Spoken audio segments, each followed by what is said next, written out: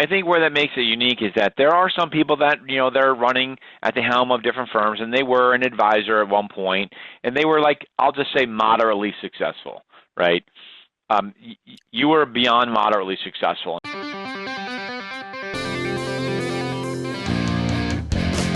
Welcome to Advisor Talk with Frank LaRosa.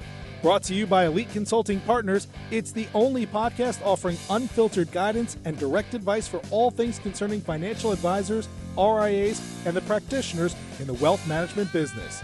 Learn more and subscribe today at eliteconsultingpartners.com/podcast. And now, here's your host, Frank LaRosa. Hey, everybody. Welcome to Advisor Talk with Frank LaRosa. I am your host, Frank LaRosa, and I'm joined today by a very special guest, Rob Sechan, who is someone that I've come to really know and love and get along with really well for a lot of different reasons, one of them being racing, which probably doesn't surprise people, which we're not going to talk about on this podcast because we can go down a real rabbit hole there. Rob's a real racer. But anyway, so I brought Rob on, and Rob is the CEO and co-founder of NewEdge Wealth, as well as the co-managing partner of NewEdge Capital, which is there's a whole lot going on there. But bottom line is it's approximately $75 billion with a B in client assets, and it's broken down into various ways, which we're going to get into in a minute. So Rob, welcome to the show. We finally got this together. How you been? I've been great, Frank. Thanks for having me. And I wouldn't call myself a racer. You're a real racer. You still do it. I'm long retired, so yeah. Enjoy talking with you about it, though. We won't get into why you're retired. So haven't been through that kind of stuff yet. So I'm retired because I couldn't drive, evidently. Yeah. So. Anyway, so listen, thanks for joining. And I know we were trying to get this. We were at a first time meeting in person. We were at a dinner in New York that you all hosted, and we just sort of clicked. We're like, we need to do a podcast. This will be awesome. And so here we are finally. So I appreciate you getting on the call. But listen, for a lot of people, let's just sort of jump right in, right? For a lot of the listeners, they may have heard of NewEdge, and they usually say NewEdge, but what people don't understand is there's NewEdge Wealth, there's NewEdge Advisors, there's NewEdge Capital Group. There's different iterations. So maybe let's just start for 2 minutes high level with your background, because I think I think it's unique for someone in your position running an organization like you're running. It's unique where you came from, right? And I don't want to ruin that, so I'll let you explain where you came from, and and sort of your vision of what you're doing, and then maybe get into the differences, the different NewEdge channels. Sure, happy to do that. So, where I came from is Pittsburgh, Pennsylvania. I hope you didn't mean that's unique. Anyway, grew up there, all my formative years in Pittsburgh, went to business school there, Carnegie Mellon undergrad, Carnegie Mellon Business School. And then there was an allure of Wall Street for me after business school. I did start my career at Federated Investors, which is a mutual fund company in Pittsburgh, worked at the predecessor company to NewEdge, which was called Mid-Atlantic Capital Group, also in Pittsburgh, and then on to as an advisor at Morgan Stanley in the Greystone business, Lehman Brothers, and then ultimately UBS. And then founded the NewEdge Wealth business in 2020 as part of a platform company with Parthenon Capital. And that platform company, frankly, is the same company that I worked at in Pittsburgh. So that was their original platform investment that I had the opportunity to partner with and uniquely build this NewEdge Capital Group business on top of that platform. So it's been a lot of fun. I think what I would say to your audience is I'm probably just like a lot of them. I'm a career advisor, right?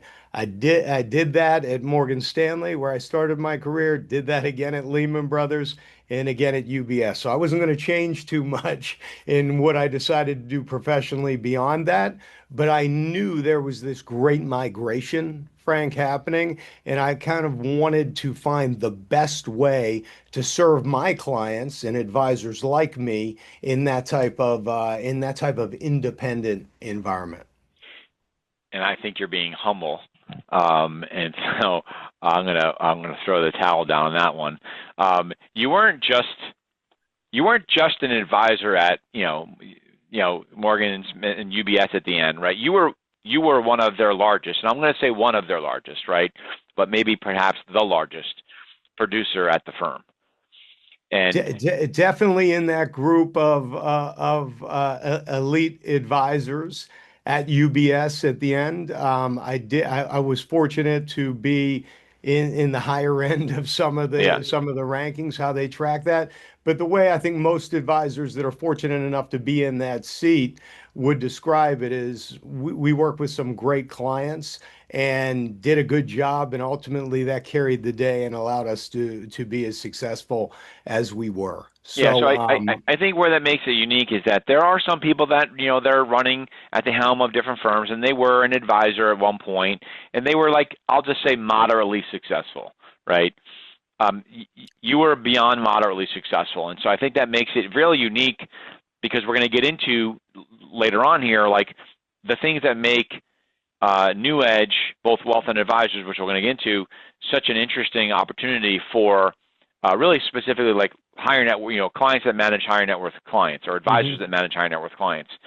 Because I think that you're Yeah, if bringing I, if some of I those can things just to the spend table. a second on what I think makes really exceptional advisors unique and enables them to continue to kind of distance themselves from that peer group Yeah, is number one, that they understand their clients' goals, ambitions, what they're trying to achieve, and they don't just understand it, they really want to understand it. So they want to kind of get under the covers with their clients and make sure that they understand all the ambitions that they have and how the role that they play might be able to play a big and meaningful part in those ambitions. But they also understand the organizations that they're part of, and they're part of organizations that can deliver really unique tools and resources, and they're masters at connecting those two, right? And really adding value to clients. And so I think the art in this is connecting the client with the resource in a way that makes a difference in their lives. And that requires a deep understanding of not just the client, but also a deep understanding of every aspect of those resources, if that makes right. sense. It totally does. So, which gets right into my next question when you talk about resources. Um, Again, we use NewEdge Wealth, NewEdge Advisors, NewEdge Capital Group, NewEdge Family Office. Can maybe just go through at a higher level, like what are Yep. the differences between NewEdge Wealth primarily and NewEdge Advisors, and maybe how did it come together to be what it is? Because I think that's a unique story in and of itself. Yes. So, let me say this. First off, we're very proud of what we've built and what we've accomplished. We planned for success and had the right partner in Parthenon. And so our vision was to, when we set out to build a market leading wealth management business, and we pulled all the tools and resources together to enable that to happen. And as a result, we've become one of the fastest growing firms in the country. As I said, we partnered with Parthenon. They had already had a platform company in Mid-Atlantic, and that platform company ended up where NewEdge Wealth launched its initial business on. We then partnered with Goss Advisors, which ultimately became NewEdge Advisors. And I think if you were to talk to my partner, Alex Goss, who runs NewEdge Advisors and is co-head of the Capital Group with me, we would have not had the ability to build and scale as quickly as we did without leveraging the experience, resources, safety, and capital stack of the predecessor company. Everything that we did was designed to take advantage of the existing infrastructure and distinctive attributes of that business. And it allowed us to do several things. It allowed us to invest in the business without a typical J curve from a P&L perspective. So you think about it, you start a nascent organization. Well, you have to make some investments to build the resources of that organization, right? And we had the profitability from the legacy business that allowed us to do that without taking too much of a P&L hit. Right. It also allowed us to do acquisitions over time with rollover equity, the same equity that we owned in our business, right? With actual earnings, actual EBITDA. I think a lot of the businesses out there are very theoretical. They're almost like venture businesses. There is no EBITDA yet. And so you're taking equity in something that you don't know the value of. And then finally, I think, and most importantly, we had a deep operational bench in our organization, which not only gave us a tactical edge, but also inspires confidence in the teams that join us, right? It's like building a great sports team or a great racing team in our case, right? Yeah. It's the right combination of people and players. We built the team. We knew what was required for the success and ended up building just a pennant contending, if not an all-star team of talent from a resource standpoint. And I would say it all came together with tremendous intention. If you think about the story of Goss Advisors, which became NEA, and my practice at UBS, which became NEW, we were both advisors. Alex and his father at AG Edwards in 2014. And, they loved being at the firm. And somehow over time, the firm left them Hmm. a little bit, Yeah, we see right? that a lot. We still see that happening. Similar story. Great organization through the financial crisis, went through some changes. Those changes ended up being frustrating. Going from a wirehouse like A.G. Edwards, or then when they went to Wachovia and then Yeah. Wells and along the line, and then migrating to another wirehouse would be a little bit frying pan fire. And so they decided to go independent. We, UBS, headed into 2020, firm kind of getting very tough to do business at. Not as much client first from our lens, really became more about the advisors and the organization. And, I don't blame any of the big firms as a result of kind of the regulatory environment coming out of the financial crisis. But certainly there were a lot of changes that made it very difficult to be a client advocate in a surgical way.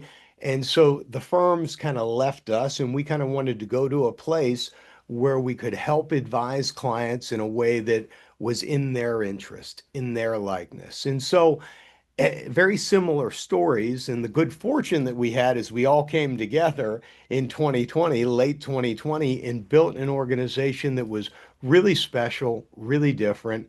And I think, created a lot of value for not just the end client, but the advisors that joined us along the way. So it is a big organization, but really with two key businesses that are designed to serve elite advisors and their clients. Now, do you feel like there's a different advisor that fits NewEdge Wealth versus NewEdge Advisors? I know had the fortunate opportunity to have a really good client recently join you all, which has been great, and maybe some others that are on the sort of on the I say on the 1 yard line maybe. But do you see, like, if I'm an advisor, what am I looking at as the main differences in terms of NewEdge Wealth versus NewEdge Advisors? Or are you looking at it like there is really no difference other than maybe an economic difference? Well, there is an economic difference, but realize that there are different types of advisors out there, and they have different needs. And I think our business is rooted in trying to make sure the right advisor gets to the right platform for them and their clients, right? That's really Yeah. the most important thing. And so when I think about, let's start with NewEdge advisors. NewEdge advisors are really entrepreneurial advisors. They have their own formula for success. They know exactly what they want, what they need, and they want to build their practice in their likeness, right? And we help them with the operational resources. We help them get economies of scale. We help them incrementally at the margin. But these advisors know exactly what they want, know exactly what they need, and they're in a partner with us kind of on an a la carte basis. That's one audience, Okay. right? So supported independence, right. Got it. And there's gradations of support. So we can definitely take them from supported independence up to really supported independence on that model. Yep. But again, they're building it in their likeness. And Okay. and we can migrate it all the way to where it's a turnkey solution. So in NewEdge Advisors, we're meeting them anywhere they want to be met across that spectrum. But these are successful advisors that have their own formula, and we're helping them unlock time so that they can focus on what's most important, which is advising clients. So more time, more margin to focus on investing in their business and helping their clients. Got it. That makes Okay. sense. Yep. NewEdge Wealth was really built because we recognized, and I recognized when I was thinking about going independent, that there wasn't really a platform to support the resources that I needed to cover the ultra high net worth family office institutional community of clients, right? And that really requires a much deeper set of resources for a client with that level of complexity on the wealth strategy side. Just the resources that we need there on the alternative side, on the investment side.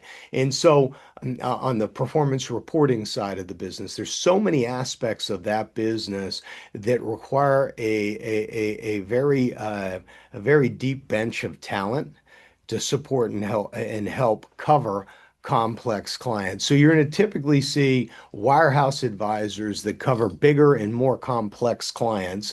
They have a need for resources and they want to partner with a firm that has the same, if not better, resources than they're used to in the private wealth businesses that they're part of. And we resourced an independent business like that. And it's one of the first to kind of go after that type of advisor in this capacity. And we've had an enormous amount of success in doing that.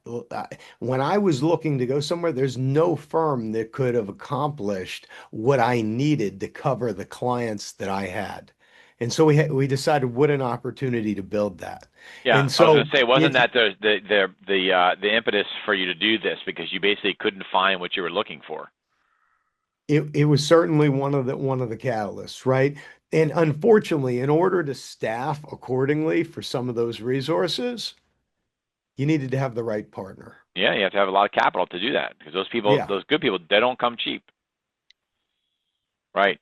I want to shift gears for a little bit because I think that gives a really good understanding of the I'll just call it the two main channels, right? I want to shift a little bit because there's a lot of conversation out there about multi-custody, hybrid models, all these different things, right? But what I think makes you all also unique is your ability to be multi-custody. And to the extent you can talk about it from your experience, especially from where you came from, right? What is the advantage of being multi-custody? And the deeper question is, how often do advisors actually take advantage of sort of being able to be multi-custody for a client or a group of clients? so I think the thing you have to focus on first is talking to clients about separating custody and advice. Those are two separate functions. And when we grew up in the business as advisors, we were always used to custody being married with the advice. And the reality of it is there's a lot of great custodians out there that do vastly different things. And, they're competitive with one another. And we all know what happens when there's competition. The product always gets better when there's Right. competition, right? And so I do think being multi-custodian is an asset, is an advantage, right? We have our preferred custodians in NewEdge Wealth, and we have our preferred custodians in NewEdge Advisors. And there's reasons because those businesses are slightly different. And and we have all those custody options across both businesses, but there is preferred custody options. The other thing is you work sometimes with your custody partners on referral programs. So I'm sure you know that Schwab has a referral program. Fidelity has a referral program, and that's one of the ways that we can help advisors grow in making sure that we're good partners to our custodians and they refer business into NewEdge. We have a much newer relationship with Goldman Sachs. It's been an incredible relationship thus far. And there's a certain audience of advisors that is going to want Goldman as their partner because the resources that they bring to bear in those custody situations are different and more specific for their type of client. So just like when we grew up in the industry and it started with picking money managers, E.F. Right. Hutton in the 90s, they were pioneers in that, Kidder Peabody and the like. I mean, you're picking great managers. Why shouldn't you be selecting the best at every critical service function that you need and have experts in-house that help you with that from money managers to alternative investments to custodians, to banking and lending partners, to capital markets partners, to research partners, right? And have technical to technology partners. That's both on many facets of the business as it relates to technology. Technology is so powerful right now. Can help drive better price, better execution, better visibility into your assets no matter where they are, terrific risk management, right? Security selection, even planning softwares that help with efficiency. AI is totally changing everything there right now. The technology that we are seeing that everybody's worried about being so disruptive is actually very connective Hmm. with clients and with advisors and drives not only a better client experience, but a better advisor experience and ultimately a better outcome. So all these different resource providers that you sit in the center of, and we have subject matter experts to help advisors integrate that and deliver it to clients, whether it be built in their likeness or turnkey. And kind of the secret to being successful is actually our listening to advisors and making sure that we understand what they need, no different than being a successful advisor, and then matching them with the right platform. So when you think about, if I'm an advisor, I'm hearing this and I'm like, wow, that seems like a lot. That seems I'm going to have a client, a high net worth client, and they have, three different custodians or whatever. They're doing business all over the place. How do I manage that? How do I keep track of that? Right. So, For so someone that's you, new to the space, so Morgan Stanley advisor, Merrill Lynch advisor, right? They got their head down, they're in a bubble, so to speak, right? And they don't know any of these things, but this is an unbelievable platform for them. What does that mean to them in terms of usability? Because it sounds awfully confusing. So appreciate that. Appreciate that. I don't mean it to sound that way because typically what we're doing is we're identifying a principal partner for you, and you have the ability to go to a different partner if you have a client that needs that type of resource, and we will help you with that. But most of our advisor teams are picking one custody partner, and we're Got it. supporting that. So it's not like half your book's going here, half your book's going there. That's not how it looks. The majority of your book, if not all of your book, is going to go to one custody partner that is a perfect fit for the type of client that you work on.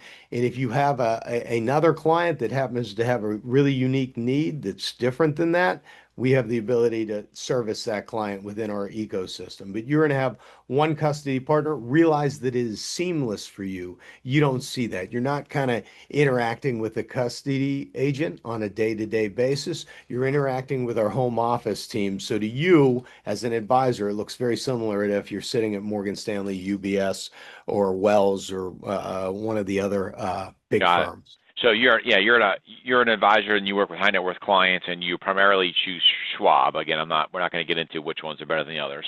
You Yeah. pick Schwab and you come across somebody at your club. He's like, hey, I have an account at Goldman. I'd love to work with you. In that case, he could actually work with that client, and that client can still maintain their relationship at or underneath Goldman. And so if it's because he might be getting deal flow, he might be getting private placement access, stuff like that he doesn't There want to might be a lose. reason that that client has to have a relationship with that custodian Right. for whatever reason. You think about if they're a private equity professional and JP Morgan's raising a lot of money for them. There might be a reason there. And the beauty of the technology that we have is it doesn't matter where the assets are. You see them in one place, your client sees them in one place. It is invisible to you, but it provides tremendous flexibility. Awesome. So let's move on. 'Cause you mentioned this a couple of times, and I think this is really important. When I talk to when I work with an advisor, my goal to them is not just to like move from firm A to firm B, right? That's really just a transaction, and if that's all you're looking to do, I don't know if it's going to work out for you. But a lot of it is like I'm at a place where the firm, I've either outgrown the firm or the firm has sort of moved away from what I'm doing, and I'm going to pick the new firm based on the resources that I'm provided and how I'm going to be able to grow better at firm A versus firm B, right? And your advisors, from what I've learned over time, tend to have exceptional growth rates. So talk about, without some of the obvious things like, your endearing smile and you getting on calls with them, right? But talk about why is it that your advisors that are coming to you seem to have, exceptional growth rates? You made one point about, you're part of, Schwab sends referrals, right? Maybe that's one aspect of it, but I can't imagine that that's a huge component, right? But what are the things that you are seeing the advisors that are joining you, once they've joined you, are tapping into that are getting them sort of exceptional growth? So one thing that my partner always likes to say is we don't water the weeds. So we're focused on elite advisors. These are mainly advisors that already know how to grow. They built successful businesses. They're top 10% of the industry. And most of the time they're frustrated because the firm is kind of getting in the way of their growth. They're actually taking time away from them. And one of the main things that we do is we remove some of those obstacles, right? We're trying to be a tailwind and a great partner to our advisors and not a constant headwind. Just looking at compliance, we have a very simple mindset that our compliance needs to be great, but business friendly. We are here to be a partner with clients, kind of hearkening back to the merchant banks of yesterday, where they sat with their clients. They tried to help them solve problems, not within the construct that they had, but really trying to help them uh, solve whatever need they're trying to solve. And so just by unlocking some of that time, removing some of those obstacles, there's no doubt it allows really successful advisors to kind of navigate without the firm standing in the way and redirecting them all the time. That's one aspect of it. We also find that we've invested in a number of the parts of the business from a resource standpoint that we think by providing these critical resources for clients, these are things that clients need and want.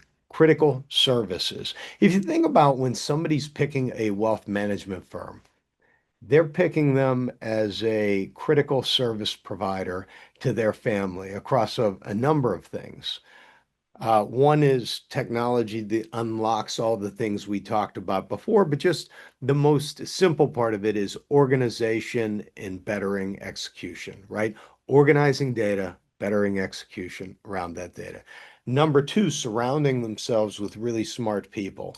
Not smart people that work at the organization that's selling them something, but are true advisors that are looking across institutional provider. So they're saying, hey, what's best for you?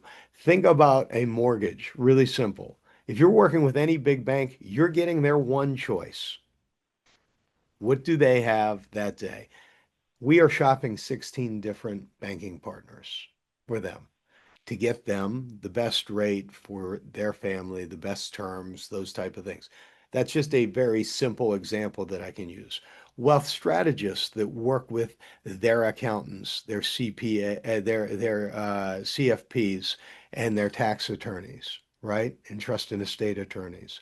Investment people that are really helpful in making sure that whatever they're presented with, they have a thoughtful and intelligent design around how to use it. And then just really unique access to certain products and services. No one firm has a monopoly on great ideas. It just doesn't exist. And so by availing ourselves to the best of what's out there, you've created a firm with a structural advantage that allows advisors to attract clients and thereby changes their organic growth rates. But it's rooted in the advisor. The advisor already, again, knows how to marry the client with the resources. So just by having the great resources, we know the best advisors are going to make those resources work for their clients. And as a result, we've seen above average growth rates. Now, we do have some referral programs, like you've outlined, one being the custodial referral programs. We also have inter-firm referral programs where our biggest advisors that are focused on the ultra high net worth families, the family offices, the institutions are getting opportunities that they're referring to our NEA channel. And our NEA channel is referring big opportunities into the NewEdge Wealth channel. They focus on different audiences, right? And so in focusing on different audiences, we see huge referral and partnership possibilities between the types of advisors that we have. We have a program called the Bridge Program that allows our NEA advisors whose core competence is in high net worth to refer really significant families, think plus $50 million, over to the NewEdge Wealth business in a partnership format. And we've had a lot of success this year alone. 2 billion in referrals have migrated from the one channel to the other and vice versa. So really powerful program that's run by one of our partners, Neil Turner, and it's been really successful.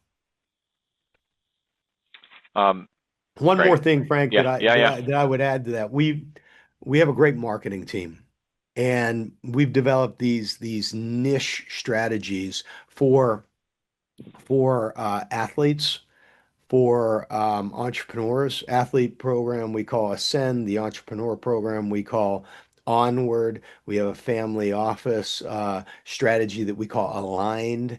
And so we've invested heavily from a marketing and resource standpoint in any one of those verticals, which are available to all our advisors, that allow them to have a curated set of resources for a specific end client.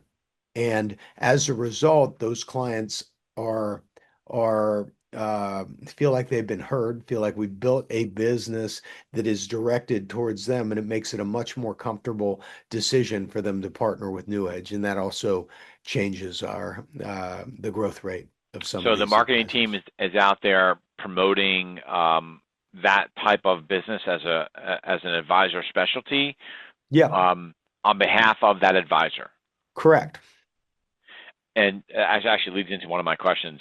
So on behalf of the advisor, and would you, is there a difference between, and I think there is, I just want to make sure I'm clear, is there a difference between the branding when it comes to NewEdge Wealth versus an advisor that's under your NewEdge Advisors platform? It's a good question. So if you're on the NewEdge Wealth platform, again, those resources are built specifically for you. And generally, you're a practice in NewEdge Wealth. So your principal card would say NewEdge. Got it. On the New Edge Advisors side of the business, there's multiple ways to kind of do this, and I don't mean to add to the No, confusion, but again, we want that to that build our platform for the way advisors want to build their practice, but sure. you can brand your own organization and use our corporate-owned RIA, New Edge Advisors RIA. So it can be the Smith organization, kind of powered by New Edge Advisors. We have a card-carrying version of that. So let's say you've really had a great experience working with us. We call this our pillar channel. You've built a successful practice. You want to sell it to New Edge. You can sell it into our ecosystem, become one of our pillar teams. These are teams that are rooted in financial planning. They do business exactly the way that, that values that mirror our values. And ultimately, we support them a little more. They then carry a New Edge card. So on the Got it. New Edge Advisors, there's a little more latitude in terms of how you do it. In the NewEdge Wealth, what we call the kind of curated resource model, where it's turnkey, you're carrying our card. Okay. It's NewEdge Wealth, and you might have the XYZ team or practice, more akin to what you would see at a private wealth business in a wirehouse. Sure. Yeah. And there's not. Look, I think that um, there's no right or wrong answer there. It's just interesting on how to approach it. Um,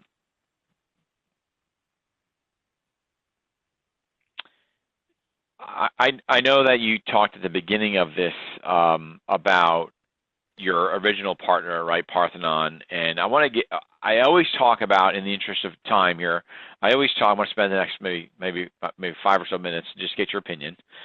Although I probably understand what it means, but it's really about really where you see the industry going. But as more and more private equity firms come into our space, new money coming into the space, and I should disclose not private equity necessarily, but family office money, the sort of the private money coming into the space, I'll call it, through all sorts of people. How do you see that evolving our industry? And then I'm actually going to get to one other point that you and I had a conversation with maybe a week or so ago about. I want to bring it back to you. But how do you see the evolution of our industry changing with more money coming into the space? I know it's a sort of an organic, large question, but I always like to get people's opinions about why is PE being good for you guys? I think we've addressed that a little bit, right? But do you see the industry continuing to evolve or just becoming more of what we're already seeing? Well, every industry is going to evolve, right? So it's going to continue to evolve. I think investment allows that to happen more quickly, is what I would say. So I think it's certainly great for a couple of audiences. It's great for advisors and it's great for their clients. Because anytime you have the momentum of investment in an industry, that's going to also drive better outcomes. There's only one reason that these private equity firms are investing, and that's to drive return capital to their own constituents, Right. right? They're trying to make good investments. And if you're making sound investments, that's going to produce great outcomes, right? I do think it's really unique, the space that we're in right now, because there's no doubt there's been a lot of investors that have invested in and around the space. And I can tell you that we would have not had the success that we've had here today without the right partner. I always say it allowed us to start halfway up the mountain, right? All we had to come in and do was execute on the strategy. We didn't have to set up base camp. We didn't have to think about, is the computer going to turn on? We didn't have to build those ground level resources that take years and years to kind of put in the ground. And the pace of change is so fast, you're going to fall behind so quickly today without that investment. Right. So a lot of people would say, I don't want to join a private equity backed organization. I would tell them that's a huge mistake, a huge mistake, because or an organization with some material investor that's supporting the growth and investment in the business. When change is happening all around us at such a rapid pace, you have to identify changes that matter and really dive headfirst into making sure you're embracing the right changes. I can tell you that our private equity partner not only gave us that ability, but they gave us that ability to do it thoughtfully. And they're experts in the space. I think they're have and have nots from a private equity standpoint too. You obviously want a partner that adds to your capability from a thought leadership standpoint. I think so many firms out there, if we just had money without the insight, I don't think we would be where we are today. Right. Right? That's an asset. So where do I see it going? I think in 5 to 10 years, there's going to be 5 to 10 super RIAs. And our hope, and I think we're off to a good start, is we occupy the hallowed ground of being the firm that attracts elite advisors and their significant clients, with a great and evolving set of resources that allows them to continually compete and retain that high ground. That is what I see. And so that's a constant effort and one that requires the right partner. And thankfully, I think we've got that partner. Awesome. So sort of, I guess in wrapping up, right, if you're an advisor and you're listening to this and you're doing $2, $3, $4, $5 million or more, right? Sort of this is like you're speaking directly to them, right? Why? What are the top 3 reasons why they should be engaging in a conversation with you? Because your business is changing. And at a minimum, you should be aware of what's happening in the independent marketplace because it's changed dramatically over the last 5 years. Your clients are going to start to demand it. And the voting machine is the migration of assets that we've seen to firms like NewEdge, right? From advisors and the winning percentage that we have with end clients. And so at a minimum, you'll walk away from the conversation smarter about what's available out there. And I was always the type of advisor that wanted to know what the competition was doing. We are the competition. And who knows, once you see it, maybe you can't unsee it, because it's a pretty powerful seat to sit in, and one that I think will help you do a better job for your clients. It's just so structurally advantaged, and that's why we're seeing the asset flows. Okay, that's pretty direct. And I always like to say you don't know what you don't know. And I think the best comment there is once you see it, you can't unsee it. I've seen a lot of advisors that we work with that they are sort of dip their toe in the water. They're just exploring, and all of a sudden they see that, wow, the resources that come out of the bubble of the Wirehouse, right? And they see all the resources are actually better. The technology is actually better. And economically, it's substantially better, right? And then they sort of get more frustrated. They sort of like go back to their bubble, and then they come back to me a few months later, even more frustrated because now they have in the back of their mind what's available, right?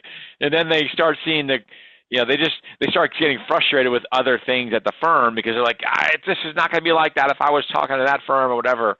So it's just interesting. So anyway, Frank, I have a question for you. Have you ever seen anybody go back?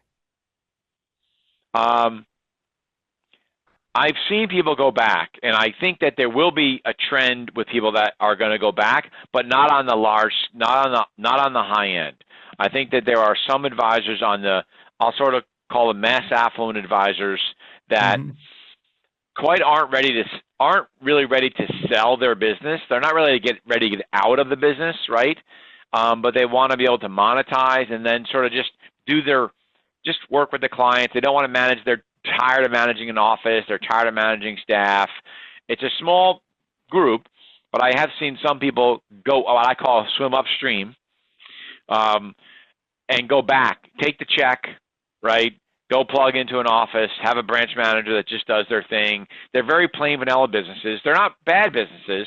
They're just sort of down the middle, mutual fund advisory practice businesses, and they have a handful of clients, and most of them are their buddies.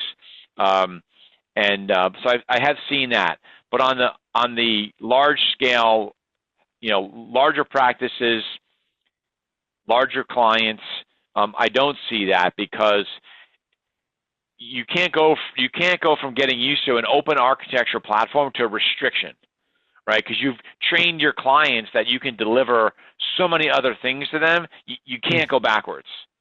To say, hey, listen, now we can't do that anymore, right?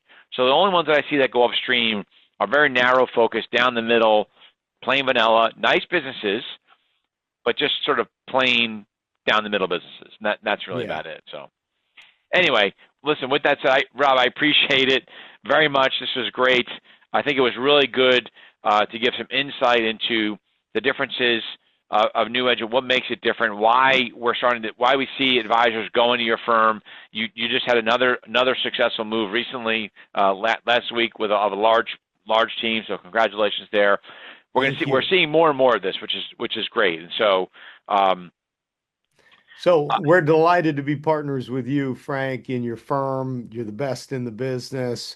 Love doing this with you today, and look forward to more of these in the future. Yeah. And hopefully we can connect with some advisors through this call. Yeah. So if you're an advisor and you're listening to this and you want to get in touch with Rob or somebody from his team, obviously you can reach out to me. You can send me an email at frank@eliteconsultingpartners.com. You can DM. I guess you can go to Rob's LinkedIn page and DM him, and we'll get in touch and we'll set up a call. Or just email me, rsechan@newedgecg4capitalgroup.com.